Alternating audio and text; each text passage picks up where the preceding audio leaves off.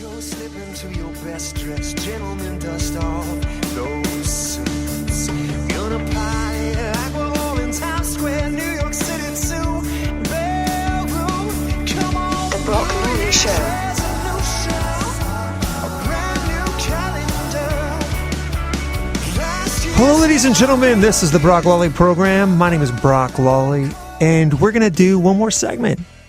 Always enjoy being with you. Talk radio has got to be the last frontier of common sense, and I just love it. If you think about it, TV is a different format, right? It's real attention deficit disorder, focused, short little blips. You can't really make your case. You can't finish a thought.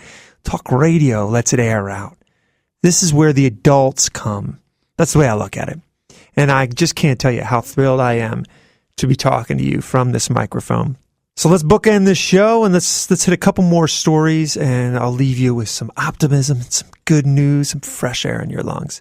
Okay, all you tech junkies out there are going to like this story. So a woman gets trapped in a ravine after a bad accident. And you know how they find her? The Find My iPhone app. So yes, and I have a wife who's not such a fan of my iPhone. In fact, my wife calls my iPhone the other woman. And I guess that's a signal to me that I'm spending too much time on it. But there is good that comes from technology. Oh, no, there isn't. I remember back in the day. No, I assure you there is. And it's a tool. It can be used for good and for evil. But anyway, this is a pretty cool story, right? The iPhone app sort of saves the woman. So Lassie has been replaced by an iPhone. Mark Zuckerberg gives $25 million, 25 million bones, ladies and gentlemen, to fight Ebola. Now, there's a lot of controversy about this. I don't really think there should be. It's Mark's money. He can give it to whoever he wants, but he gives it to the federal government. Here's what he should have done. He should give it to private companies. Why? Because private companies are effective.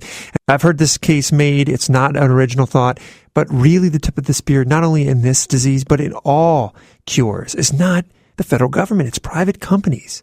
Yeah, profit-motivated companies actually find the cure to diseases and actually elongate the lives of millions of people. Yes, it's private industry that is effective. It's the federal government that pretty much just grows fatter and fatter. I guarantee you that 25 million is going to get spent on some study to determine whether or not raccoons like the music of Miley Cyrus, or some other such nonsense. You can bet your bottom dollar. But Daddy Warbucks of the modern day, Mark Zuckerberg, coughing up the coin to fight Ebola. You got to give him a round of applause for that.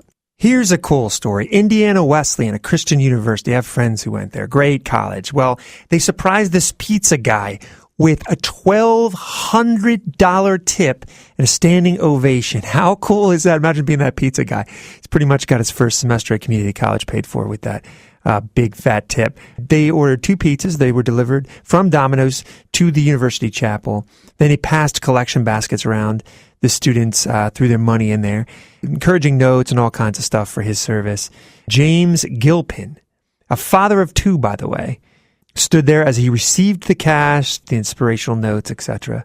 The guy was incredibly moved. I love stories like this. And since the media makes it a habit of tarring and feathering Christians whenever they get the chance, let's shine a nice light on good deeds. I love these creative ways of encouraging people, by the way.